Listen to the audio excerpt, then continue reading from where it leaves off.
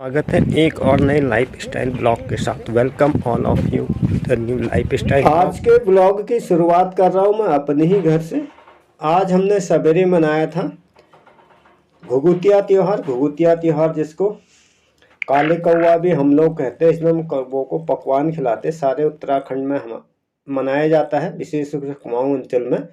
और इस तरह से खजूरें पकवान आदि रख करके कौवे खाते हैं और आते हैं खाते हैं। कौवों की सबसे बड़ी विशेषता होती है, कौवा कभी अकेले नहीं खाता, अपने साथियों ही बुलाता है, काऊ काऊ करता है। इसके अलावा आपने देखा हो कुत्ता कुत्ते को देख के भौंकता है। अगर आपके घर में दो बिल्ली है तो एक दूसरे को काटने जाती हैं। कुछ एंटी प्रॉपर्टी भी होती है।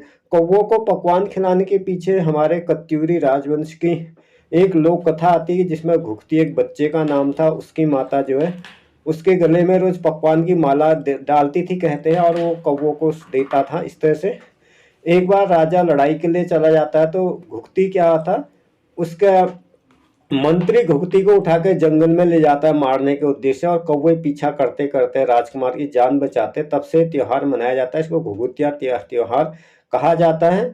वैसे भी प्यार से बच्चों को घुघती कहा जाता है। घुघुती बासुती जब बच्चों को सुलाया जाता है तो प्यार से घुघुती कहा जाता था, उसी नाम से घुघुतिया त्योहार बना। तो इस तरह से मार्केट का भी शाम के समय में थोड़ा सा हार्डवेयर की परचेज करने आ गया था अपने ही मुख्य बाजार पर। ये पड़ जाता हनुमान मंदिर के ठीक सामने।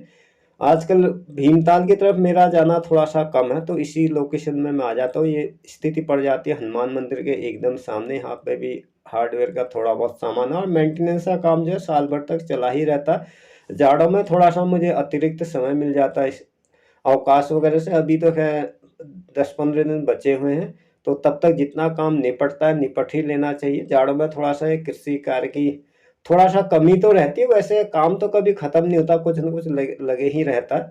तो इस तरह से आ गया था मैं मेन मार्केट में, और यहाँ से थोड़ा सामान लेता हूँ। वापसी में मैं चला जाऊँगा बस में, क्योंकि हैवी ऑब्जेक्ट थोड़ा उठाना मुश्किल होता है, और थोड़ी देर में होने लग जाती है शाम।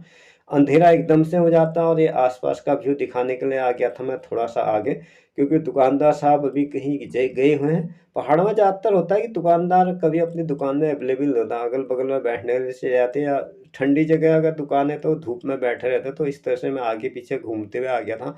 थोड़ी सी ब्लॉगिंग भी हो जाती है, और थोड़ा सा क्लिप के लिए मुझे अतिरिक्त मटेरियल मिल जाता है। हालांकि जब यह वीडियो आपके पास सर्व होगा तो एक दो दिन ज़्यादा भी लग सकता है, क्योंकि एक दो दिन का समय मुझे एडिटिंग वगैरह में लग जाता है। उतना मैं कम से कम गैप डाल के ही अब चल रहा हूँ, क्योंकि वो लगातार डालने से भी मुझे तो कोई फ़ायदा नहीं होता, किसी को फ़ायदा भी होता होगा। तो क्योंकि मैं उससे उतनी ज़्यादा क्वालिटी मेंटेन नहीं कर पा रहा हूँ। एक तो ये होता है कि आप जल्दीबाजी में बना दे रहे हो, तो उससे थोड़ा ऑडियंस रिटेंशन थोड़ा सा कम होता है। तो ये है इस समय का भी। और समय की अगर बात करूँ, समय हुआ है लगभग सूर्यास्त के से पहले का समय है। सूर्यास्त के बाद तो आना संभव ही नहीं हो पाता। और ये है आसपास के मकानों का भी। इस साल थोड़ा सा हिमपात वगैरह नहीं हुआ है, तो इस वजह से खुश्की का माहौल है।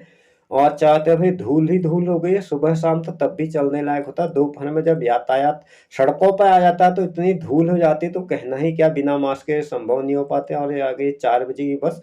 उत्तराखंड परिवहन निगम हो चाहे केमू परिवहन निगम हो, स्थानीय लोग बसों से जो है समय मिला लिया करते थे पहले। जैसे 11 बजे की बस आ गई, या जैसे पहाड़ पानी वाली बस आ गई, लोहाघाट वाली बस आ गई, तो उससे लगता था कि 11 बज गया, 8 बज गया, 4 बज गया, इतनी फ्रिक्वेंसी इन लोगों की सेट रहती थी।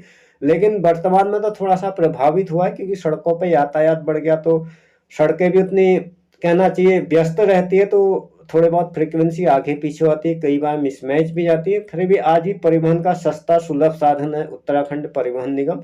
तो इस तरह से बस में बैठ करके मैं आ गया था वापस अपने डेस्टिनेशन की तरफ को। तो खैर पहले से अब तक तो काफ़ी सारे बदलाव भी हुए। पहले हर कोई रोडवेज की बसों में जाता था, अब तो केवल कुछ ही लोग बचे हैं जो चल फिर नहीं सकते, वृद्ध लोग हैं अथवा जो लेबर क्लास जिनको डेली अप डाउन काम के लिए जाना होता है। बाकी सारे लोग अपने ही परिवहन का इस्तेमाल करते हैं। वो थोड़ा सा टाइम सेविंग भी हो जाता है, और जिसको निर्धारित समय पर निर्धारित स्थान पर जाना होता है, जैसे किसी का फील्ड का काम है जिसको कई जगह पर एक ही जगह पर जाना है, तो वो तो बस में ट्रेवल कर ही नहीं सकते हैं। ज़्यादातर स्कूल पढ़ने वाले बच्चे, जैसे कोई सवेरे गया या ड्यूटी किसी का ऑफिस वर्क है 9 से 5, तो उन लोगों के लिए भी रोडवेज की बस एक वरदान ही होती है।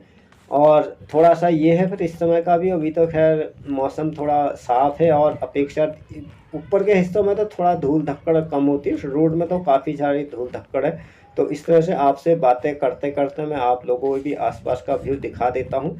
और थोड़ा सा मैं कोशिश करता हूँ थोड़ा सा अलग डाला जाए वीडियो में, क्योंकि रोज़ सेम चीज़ डालने से भी उतना रिटेंशन नहीं होता, एक चीज़ भी क्या ही दिखाई जाए। तो इस तरह से ये है अभी का व्यू।